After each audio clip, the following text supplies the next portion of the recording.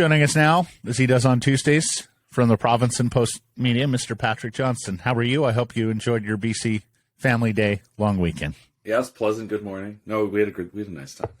Battled the rain, braved the rain, went to Mundy Park. I liked a nice time.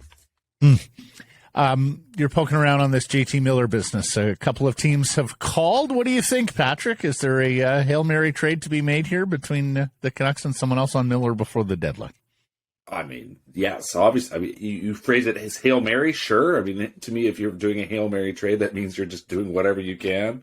I don't know if the Canucks are interested in that part of it, though perhaps they should be. I think I say Hail Mary just because time is getting short between now and the deadline, and because it is so difficult to take on that level of financial commitment. Absolutely, yeah. I think there was a thought. I mean, certainly when I saw them sign, I went, well, I think they're picking him over Horvat, and to this point, that's been the case.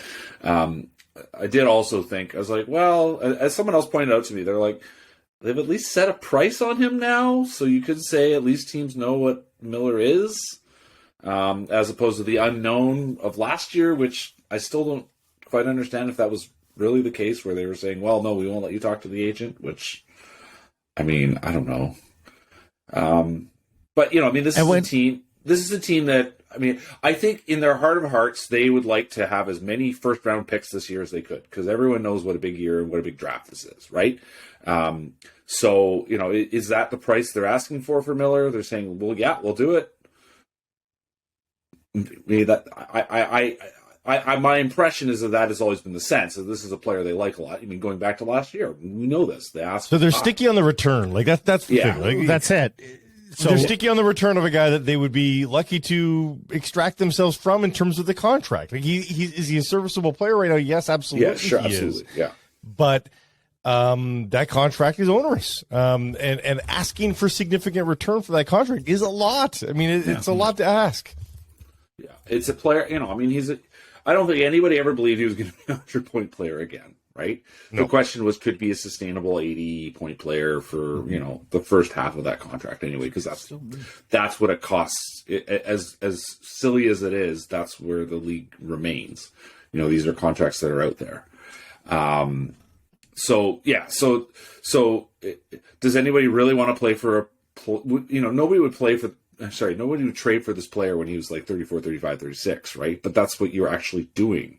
Yeah. And that is in the end the sort of logical challenge we're looking at here. And it's why in the end last year the trade that made the most sense was trading him as basically a short-term rental, more than a deadline rental, a guy that you're going to have perhaps for another season, and you could think a little bit more about, and that's when his value was highest. I mean, that is why it was. You weren't committing to anything other than the player last year. You weren't committing to a contract, and that remains the sticking point. And so that's why that's why if they are after a first for him, that's why I just find it sort of hard to imagine it actually happens, because I don't, in the end, the cost, there's the gain that a team would get, which is, I guess him for the rest of the season and then for a couple more at least. But the pain is at the end. There's just no doubt he is not going to be an $8 million hockey player when he's 36 years old. I just don't see that. Moving right along, Elias Pettersson in another 5-point night. This is just quite a breakout for the Canucks star and heading towards superstardom here. What did you make of his after-hours appearance? Here's a guy that, he said it, right? He said what we talked about. I'm a quiet person. I do want to be a leader, but I'm not sure if I want to be that leader. And which tracks with every impression I've ever had of him, everything I sort of understand about him. He will have looked and seen the sort of duties that Bo Horvat had to fill, let alone having heard about the duties or the way that Henrik Sedin approached the role. I think about there's a guy that on any given day, I think his preference is not to do media. That's just who he is. I get it. But he does it because he knows that's part of the job. And he can be we saw it on Saturday. We had a brief session with him. Everyone was understanding about it. We knew that he was going on TV, and so he came and chatted with us for a couple minutes. And he was funny and happy and jovial. I mean, the team had won. Everyone was in good mood. He'd had a big night, and he enjoyed the moment, and he was fun and he was happy. But he's not always like that, and I get it because can be tiring, especially when the team's all winning. It can be tiring hearing the same questions. Now, that to me is the thing I do wonder about in the big picture is, okay, not only are we talking about having to build this team to be something that he wants to stick around, but would he feel differently if the team were winning more often? Yeah. And, the questions are easier. The questions are easier. He's not an idiot. He knows I don't blame him. As I interpreted it, yes, all those things, all of those things with regards to the captaincy, although I think at some point he's going to be offered it if he hasn't been already. Yeah. But secondly, the show me that you can build the winner here, a year in, year out competitive team, which he said a year ago in the summer, in which they still haven't done. Yeah, well, and I think at a certain level, that is kind of also the price if you want to be the captain, like being involved in that. Like if you want to be involved in that kind of a discussion, like this is what I want the team to be. That also kind of says, well, that means, you're going to be that comes with an expectation of captaincy, if you know what I mean. Like it brings with it that mentality. You want to be involved. Well, here's the trade-off. Otherwise, you're just a guy on the team and you flow along and do what you sort of just show up and do your job. If you really want to be involved in this, you really want to have a say in how this team's run. Well, we actually kind of on the flip side of that coin, we want to have you step forward and be the captain. That's kind of how it's going to all be. You are showing us inherently that this is what captaincy is. If he says that he can't do that role, if he saw all the Horvat stuff as you said, and just like I can't imagine, that's just too much of a grind to me. Yeah. Does Hughes slide into that vacuum? I mean, it's the same kind of question. It's the same thing. Yeah. Yeah, I think it's a little bit the same. I mean, both players have a burning passion for the game, right? Like this is something that they do and they are obsessed with. Pettersson probably to a whole other level beyond Hughes, I think. And that's not a knock on Hughes. Conceivably, yes. Although in the same kind of terms, there is a daily sort of grind to it that I think Quinn would have to train himself up a little bit to do as well. I'm not, again, that's, these are young guys. Like this is where you're at in life. I mean, they're in their early 20s, and at a certain point, it becomes this is it. And they've been around now long enough to know the drill, and they've to this date been the young guys who didn't have to worry about that. And, there is just a growing up aspect to all this too, right? Like that's the other thing. It's just that's just how it is. Here we are. We're all middle-aged guys. We've been through it. We know what it's like. We can look back on these moments in our lives. These guys are now in it. They're in. Not only is there sort of the choice of how good do you want to work, how good do you want to be, how hard are you going to work. And there are lots of players in history we can point to saying guys sort of said, I'm going to be just this. I'm not going to really want to be on a playoff team. There are plenty of good examples of players like that, right? But they, as far as we know, remain players who really want to win trophies and play for more than just the money. And they're in that moment. Like this is kind of decision time for that kind of thing. First of all, props for using "in it." Every Anglophile applauds. Secondly, they've seen Horvat barely get a word wrong, right, in 4 years of doing the gig. And so they recognize, you say the wrong thing as Vancouver Canucks captain, you're, to use the phrase again, in it. And, Bo was able to sidestep all of those.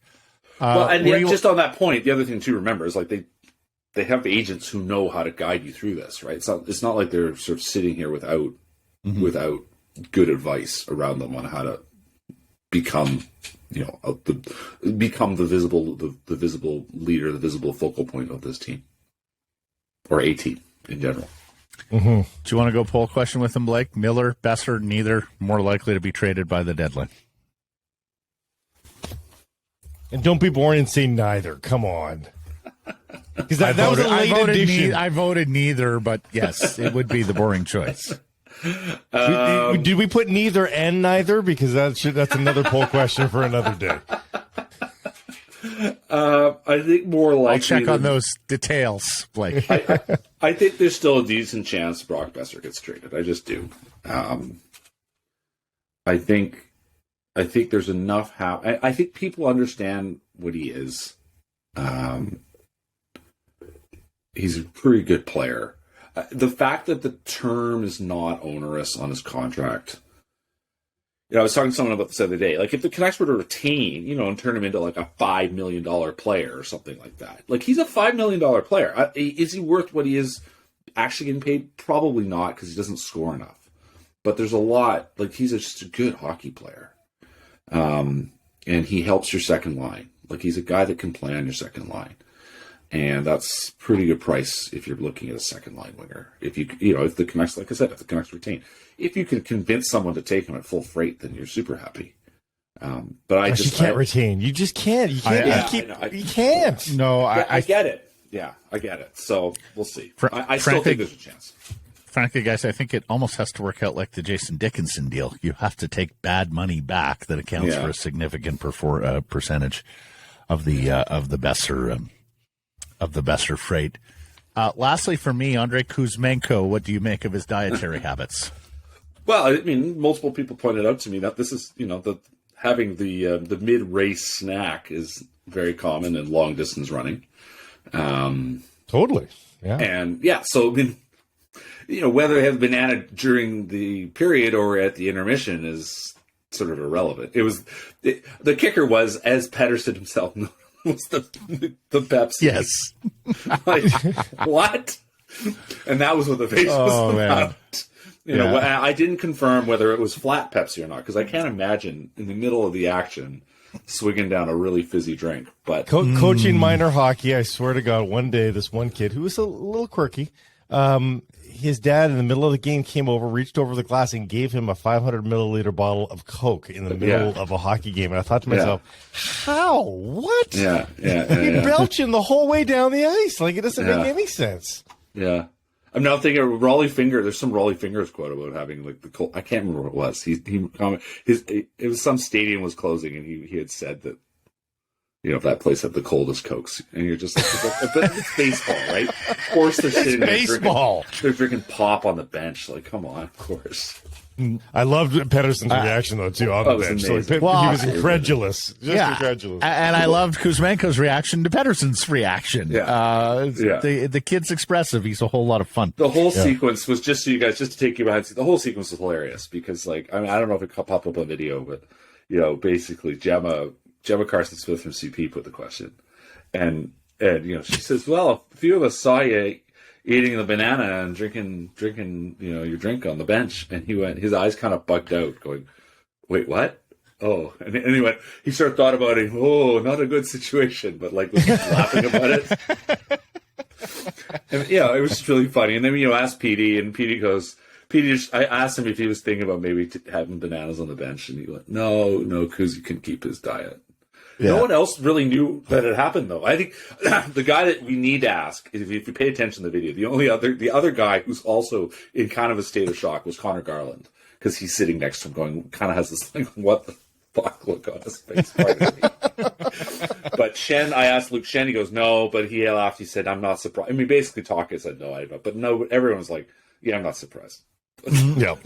Hey, if this continues, this is an opportunity for the concessionaires at Rogers Arena. Get yourself a banana and a Pepsi. Yeah. The Kuz combo, the Kuzmenko combo. Eggs, there you go. Get a banana and a Pepsi.